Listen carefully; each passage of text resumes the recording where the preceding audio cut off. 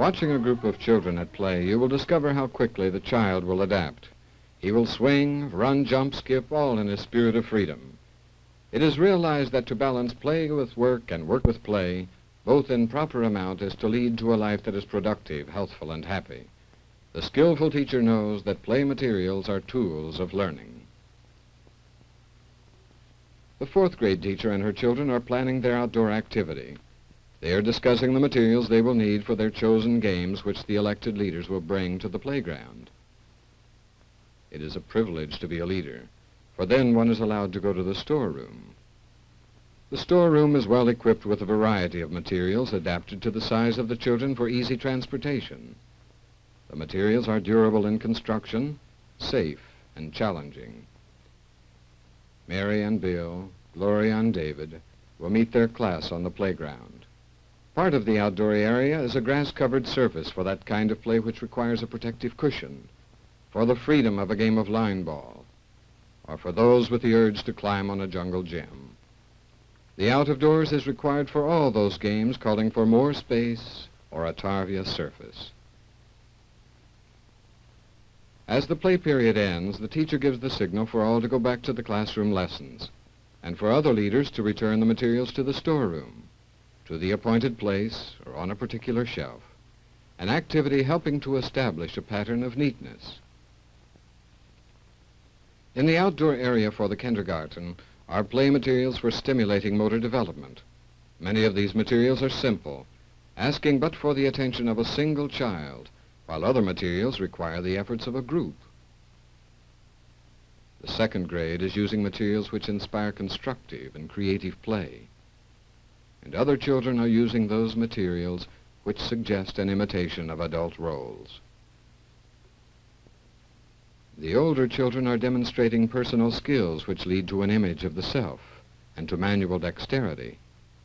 And the sixth graders are beginning to find interest in the quiet pleasures of a more adult nature. This school portrays in daily practice that good teachers with play materials help children grow in strength, in self-expression, in understanding of adult roles, in self-control, and in quiet pleasures. Play materials which stimulate motor development are rings, wheel toys, balance beam, hurdle, an old tire, pogo stick, stilts, jumping ropes. As kindergarten children pedal around their playground, they are gaining leg strength. And as they rock their boat, they are developing trunk muscles.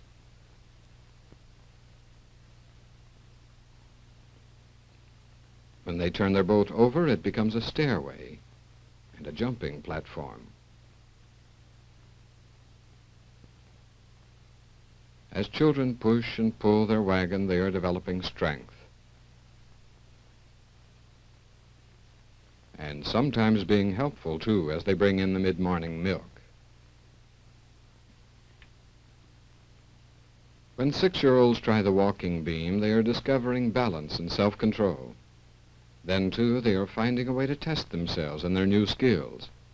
Grown-up people forget the long learning period necessary for gaining confidence in balance.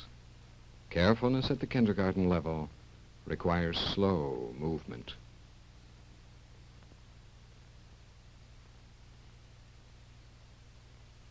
Playing the game of Little Gray Pony provides dramatic meaning to jumping over a hurdle. The hurdle is so constructed that it will roll in the event of a miscalculated jump. The game of pitch and catch is one of the most time-honored games among children. To train the eye, the hands, to develop coordination between the two, beginning ball play becomes valuable instruction. Whether of rubber or rag, the ball is an exceedingly important instrument to the development of this skill. A discarded tire served a useful purpose for these 7-year-old children. When they began to play with it, they rolled it, crawled through it, jumped into it, and now they use it for a target. Simple stilts may be made from tin cans, sponge rubber tacked in the closed end for safe walking indoors, ropes through punched holes, wooden blocks inserted in the open end for sturdy support, and there's a new way of walking. Tin cans give way to another form of stilts, a jumping stick, and then 4 tall men and little hopping Joan. Using a hoop for jumping presents problems not yet mastered. Rolling hoops is easier, and using them for a harness is yet another way of gaining new skills.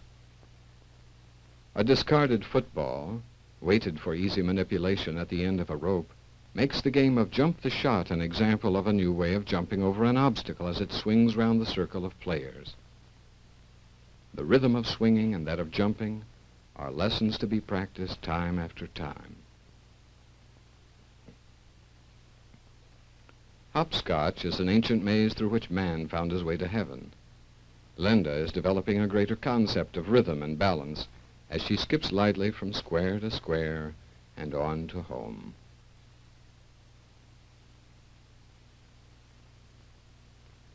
Enjoyed by boys and girls alike, the game helps the youngest of school children in rhythm, motion, and development. Teddy bear, turn around is a familiar jumping rope rhyme giving rhythmic cadence to the learning of balance. Down in the valley where the green grass grows, there sits Sharon, sweet as a rose. Along came Johnny and kissed her on the cheek. How many kisses did she get that week? I was born in a frying pan just to see how old I am. More complete body activity is stimulated in play on the jungle gym, the swings and other forms of playground apparatus. Why do children like to climb? It's a natural tendency to defy gravity, to test oneself, to view the world from a higher level, to feel big.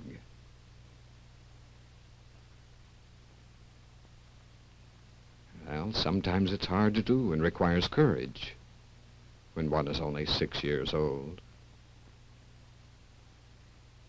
And why do children like to swing? Here again, the child defies gravity, flies like a bird, or dimly remembers the comfort of being rocked.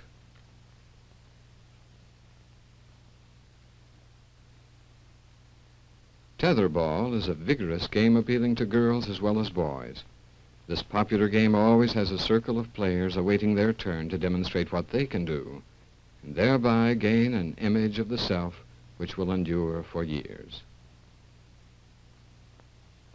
Play materials which stimulate motor response lead to the development of a strong body, balance and rhythm, an image of the self, climbing and hanging, swinging, balancing, jumping, thus contributing to nature's design for growth. Other kinds of play materials stimulate constructive and creative activity. These are the media which illustrate the expression of ideas and give opportunity for the development of art forms. Paints, crayons, clay, sand blocks are among the most useful of materials. Our blocks were made from scrap lumber, scaled to size and well finished.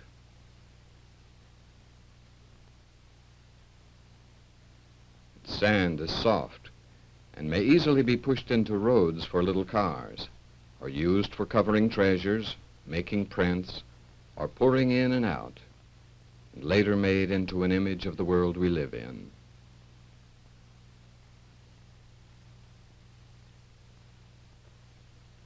Learning to use paints for a clear expression of ideas requires opportunity and practice. The result often leads to an understanding of what is important in a little girl's life, and through her pictures we may learn to know her.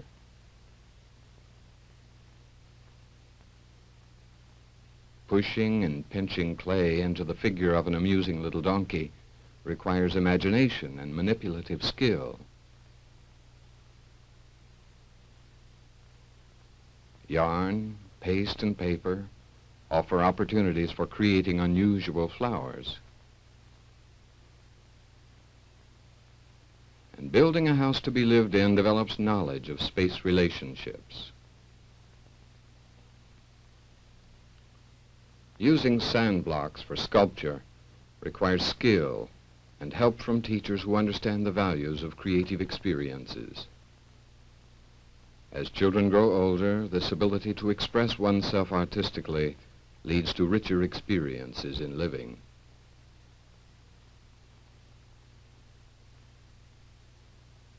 The created objects portray the range of ideas and the skill gained by a 6th grade class.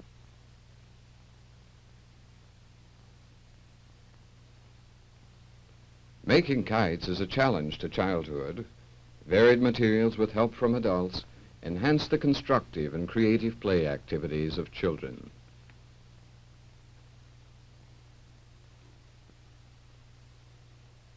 Another approach to play materials provides objects which stimulate imitation of adult roles, imagination, and fantasy. House furniture for the kindergarten leads to the serious occupation of learning grown-up ways and taking part in the everyday affairs of a family. Just for a moment, the little girl is the mother, and just for a moment, the household is hers. Sometimes boys like to sweep the house too, but they're not to be outdone by the girls. They love to mop. The travelers in the rocking boat are beginning a journey which may excite the emotions of daring, cooperation, or love, which help to define our human relationships. And not everyone wants to rock the same way.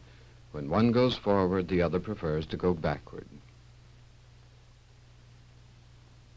The billowy silk of the scarves may become a cloud, a sea, or a cocoon. It may simulate the wind and the waves and bring joyful satisfaction to thoughtful players. And the ideas may change as the surroundings vary. Opportunity for dramatic play with necessary materials provides children with joyous and exciting experiences in which fantasy and imitation of adult roles develop the imagination and the expression of the emotions.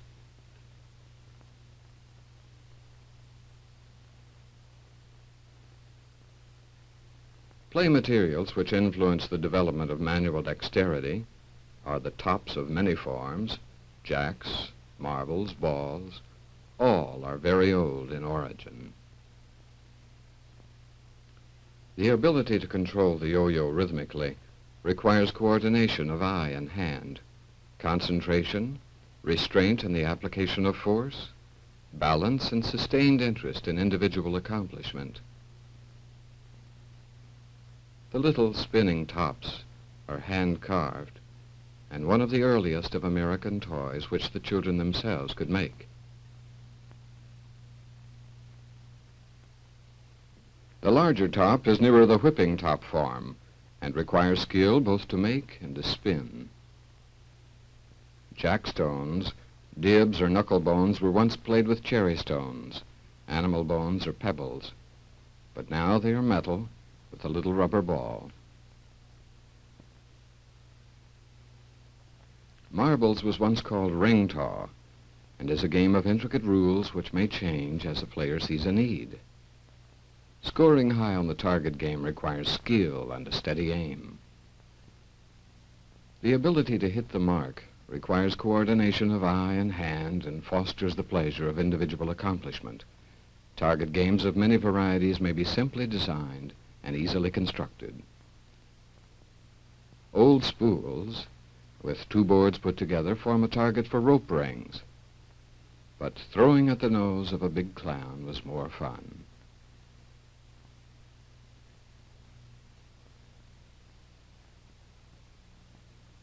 The game of skittles is played with a special kind of top, which is difficult to spin.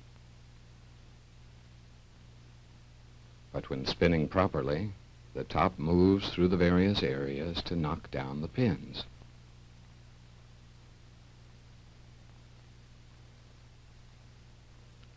Manual dexterity, strength of fingers, and control contribute to successful play in this intriguing little game.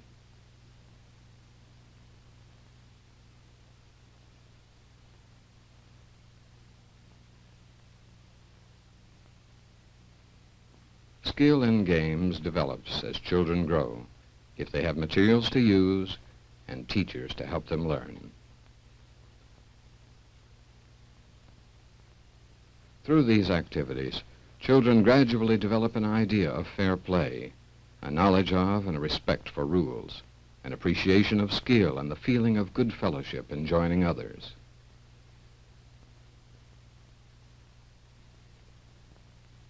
The period of childhood is game time.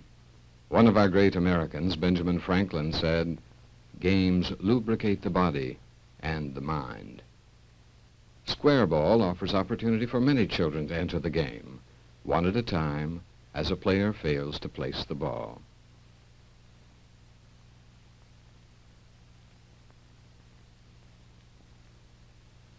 But sometimes it is good for children to go indoors, to sit around a table quietly playing a game requiring patient control, or requiring some growing knowledge of one's language. Such games provide solitary occupation or happy associations with others. They develop personal resources within the expanding leisure of our time. They afford an opportunity for adults and children to share a game. Dominoes exercises the ability to count and add.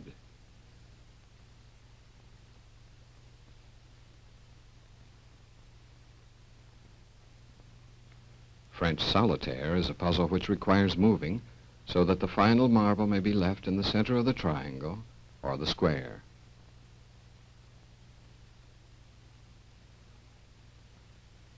Nine Men's Morris is another puzzle for two players who vie with each other in the collection of stones. And from Asia comes the very old game of Wari, which once used seeds or little stones instead of marbles.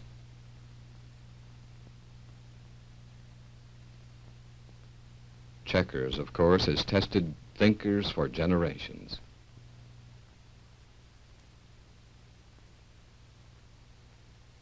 And Chinese checkers is still another test of the observation and planning of players. Thinking in games, skill in motor control, knowledge of rules, all are important elements in play. Bill and David present a problem observed during the play period. The safety chart is placed for all to see, and the safety rules are again emphasized.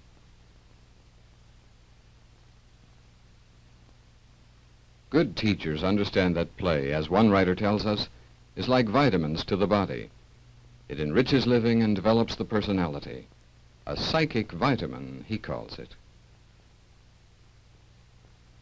Play materials are materials for growing and learning, for experimentation, for an expression of ideas, for an imaginative identification and empathy, manual dexterity, skill in games, and quiet pleasures. To reaffirm the basic values of our practices, we recall the words from one of the great thinkers of the past, Rousseau. He suggested that we teach the child to live with zest and gaiety, that we remember that his sense experiences are the raw materials of thought, and that we guide him through movement into a knowledge of himself, his world, and his freedom.